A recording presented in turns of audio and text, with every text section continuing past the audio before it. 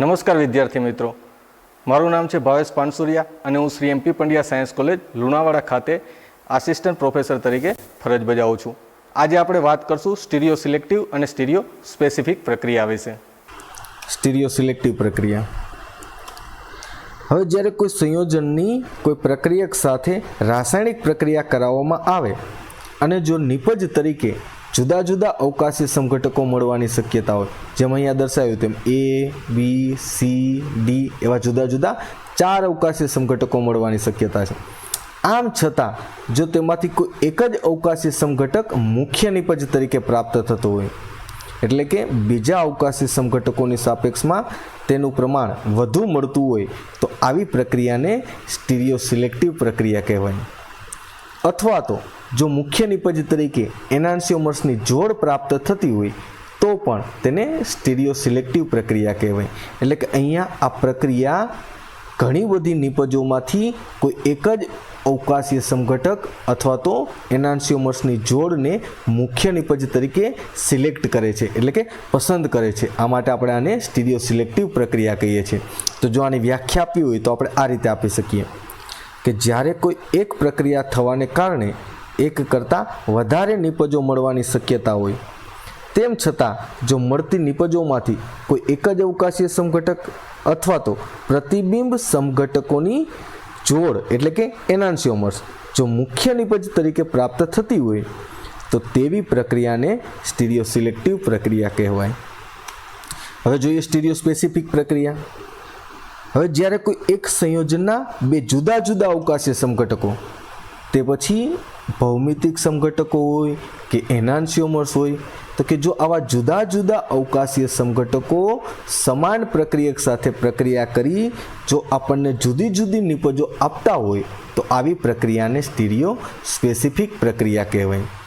એટલે કે અહીંયા દરેક અવકાશીય સમઘટક એક સ્પેસિફિક નિપજ આપે છે, એટલા માટે આપણે આને સ્ટીરિયો સ્પેસિફિક પ્રક્રિયા કહીએ છીએ. હવે આના સમજવા માટે આપણે એક ઉદાહરણ લઈએ 2-બ્યુટીનની બ્રોમિન સાથેની યોગશીલ પ્રક્રિયાનું. હવે આપણને ખબર છે કે 2-બ્યુટીન બે અવકાશીય સમઘટકો સ્વરૂપે અસ્તિત્વ ધરાવે છે, સિસ 2-બ્યુટીન અને ટ્રાન્સ 2-બ્યુટીન. હવે જ્યારે આપણે બ્યુટીનની બ્રોમિન સાથે યોગશીલ પ્રક્રિયા કરાવીએ ત્યારે આપણને નિપજ તરીકે શું પ્રાપ્ત થશે, તો કે 2,3-ડાયબ્રોમો બ્યુટેન. હવે આ 2,3-ડાયબ્રોમો બ્યુટેનમાં બે અસમ કાર્બન પરમાણુ આવેલા છે. તો બે અસમ કાર્બન પરમાણુને લીધે આપણે આના 2n સૂત્ર મુજબ મહત્તમ 4 અવકાશીય સમઘટકો દોરી શકીએ. તો આપણે એને દોરીએ તો કે આપણે પહેલો અવકાશીય સમઘટક એવો દોરીએ કે જેમાં ફિશર પ્રોજેક્શનમાં અહીંયા બંને બ્રોમિન પરમાણુ સામસામેની બાજુએ આવેલા છે. તો આ એક અવકાશીય સમઘટક દોર્યો. હવે આપણે શું કરીએ, આનો એક પ્રતિબિંબ દોરીએ. તો આ બે અવકાશીય સમઘટકો થઈ ગયા. હવે આ બંને એકબીજા સાથે વસ્તુ પ્રતિબિંબ જેવો સંબંધ ધરાવે છે, એટલા માટે આપણે આને કેવા કહીએ છીએ, એનાન્સિયોમર્સની જોડ, કે જે આ બંને અવકાશીય સમઘટકો એકબીજા ઉપર અધ્યારોપિત કરી શકાતા નથી. હવે આપણે એક અવકાશી સમઘટક એવો દોરીએ કે જેમાં બંને બ્રોમિન પરમાણુઓ એક જ બાજુએ આવેલા હોય. હવે આનો આપણે એક પ્રતિબિંબ દોરીએ. તો આમ આપણે કુલ કેટલા અવકાશી સમઘટકો દોરી શક્યા, 4 અવકાશી સમઘટકો.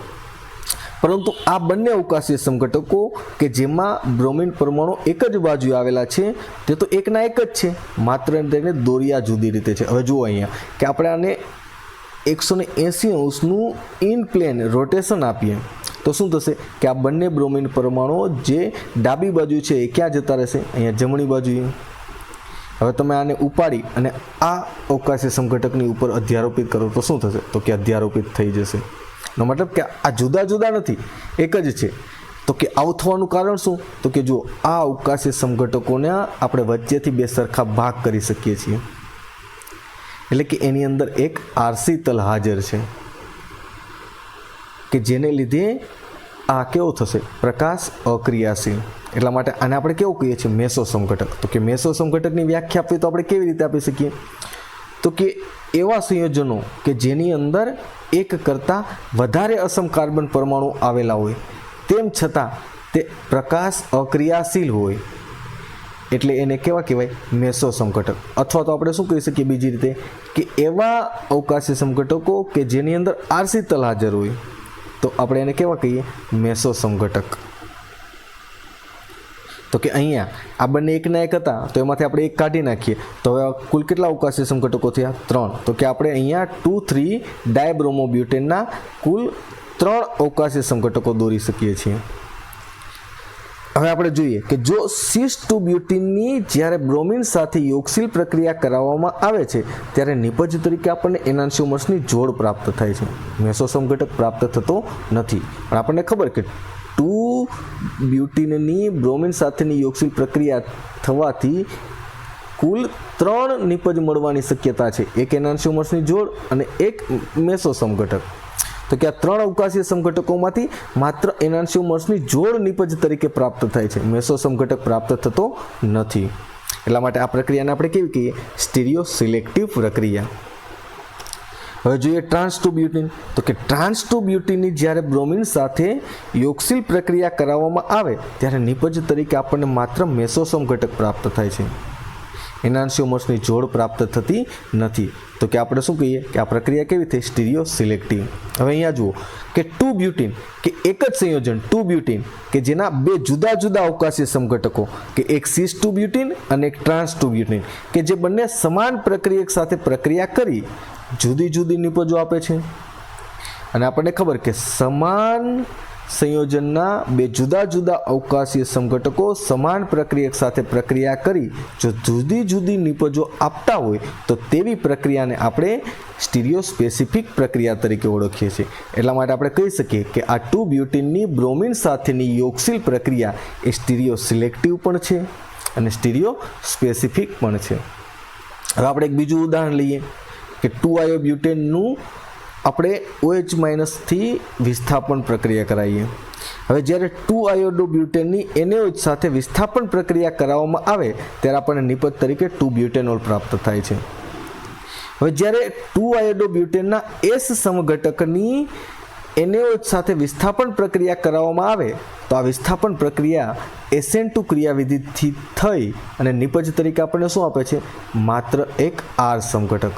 હવે અહીંયા નિપજ તરીકે તો 2-બ્યુટેનોલના R અને S આવા 2 સમઘટકો મળવાની શક્યતા છે પણ નિપજ તરીકે આપણને માત્ર R સમઘટક મળે છે, S સમઘટક મળતો નથી. તો આપણે કહી શકીએ કે આ પ્રક્રિયા કેવી થઈ? Stereo selective. હવે એ જ રીતે જ્યારે R સમઘટકની NaOH સાથે વિસ્થાપન પ્રક્રિયા કરવામાં આવે તો આ પણ SN2 ક્રિયાવિધિથી થઈ અને નિપજ તરીકે આપણને શું આપે છે? તો કે 2-બ્યુટેનોલનો S સમઘટક. તો આપણે કહી શકીએ કે આ પ્રક્રિયા કેવી થઈ?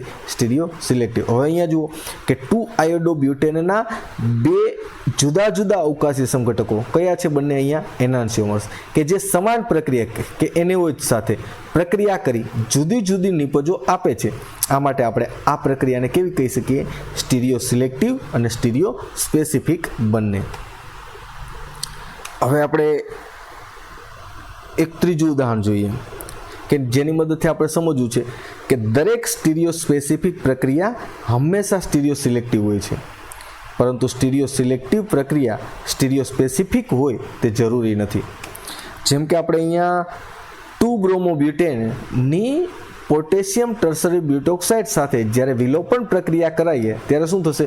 તો કે આ બ્રોમિન જે કાર્બન સાથે છે એના બીટા કાર્બન ઉપરથી હાઇડ્રોજન દૂર થશે. તો કે અહીંયા 2 બીટા કાર્બન છે, એક અહીંયા આ પહેલા નંબરનો કાર્બન એ બીટા કાર્બન થશે અને આ બીટા કાર્બન છે. તો આ બીટા કાર્બન ઉપર રહેલા હાઇડ્રોજન પરમાણુઓ આ બ્રોમિન સાથે દૂર થઈ અને આપણને નિપજ તરીકે શું આપશે?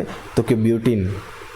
હવે જો આ ત્રીજા નંબરના કાર્બન પરમાણુ ઉપરથી હાઇડ્રોજન દૂર થશે તો આપણને નિપજ તરીકે પ્રાપ્ત થશે 2-બ્યુટીન. હવે 2-બ્યુટીનના 2 અવકાશી સમઘટકો ટ્રાન્સ અને સિસ. હવે જો એક નંબરના આ કાર્બન પરમાણુ ઉપરથી હાઇડ્રોજન દૂર થશે તો નિપજ તરીકે આપણને શું પ્રાપ્ત થશે? 1-બ્યુટીન. તો કે અહીંયા 3 નિપજો મળવાની શક્યતા છે. હવે જ્યારે આપણે એનું પ્રમાણ જોઈએ તો આપણને ટ્રાન્સ 2-બ્યુટીનનું પ્રમાણ બીજાની સાપેક્ષમાં વધારે મળે છે. એનો મતલબ કે આ 2-બ્રોમોબ્યુટેનની આ વિલોપન પ્રક્રિયા કેવી છે? Stereo selective. હવે આ 2-બ્રોમોબ્યુટેનનો બીજો અવકાશી સમઘટક આપણે લઈએ R સમઘટક. હવે આની પણ આપણે સમાન પ્રક્રિયક સાથે પ્રક્રિયા કરીએ અને આપણે જોઈએ કે આપણને નિપજ તરીકે શું પ્રાપ્ત થાય છે. તો કે અહીંયા પણ મુખ્ય નિપજ તરીકે ટ્રાન્સ 2-બ્યુટીન જ પ્રાપ્ત થાય છે. તો આ પ્રક્રિયા કેવી છે? Stereo selective. કે ઘણી બધી નિપજોમાંથી આ એક નિપજ મુખ્ય નિપજ તરીકે પ્રાપ્ત થાય છે એટલે કે આ અવકાશી સમઘટક વધુ પ્રમાણમાં પ્રાપ્ત થાય છે. પરંતુ અહીંયા જુઓ કે 2 બ્રોમોબ્યુટેનના બે જુદા જુદા અવકાશીય સમઘટકો એટલે કે અહીંયા એનાન્સિયોમર્સ એ સમાન પ્રક્રિયક સાથે પ્રક્રિયા કરી જુદી જુદી નિપજો નથી આપતા, સમાન નિપજ આપે છે. મુખ્ય નિપજ તરીકે સમાન અવકાશીય સમઘટક પ્રાપ્ત થાય છે. એટલા માટે આ પ્રક્રિયાને આપણે સ્ટીરિયો સ્પેસિફિક પ્રક્રિયા ના કહી શકીએ. તો આ પ્રક્રિયા કેવી થશે? સ્ટીરિયો સિલેક્ટિવ છે પણ સ્ટીરિયો સ્પેસિફિક નથી. તો આપણે કહી શકીએ કે દરેક સ્ટીરિયો સિલેક્ટિવ પ્રક્રિયા સ્ટીરિયો સ્પેસિફિક હોય તે જરૂરી નથી, પરંતુ દરેક સ્ટીરિયો સ્પેસિફિક પ્રક્રિયા હંમેશા સ્ટીરિયો સિલેક્ટિવ હોય છે. થેન્ક યુ વિદ્યાર્થી મિત્રો આ વિડીયોને પૂરેપૂરો જોવા માટે.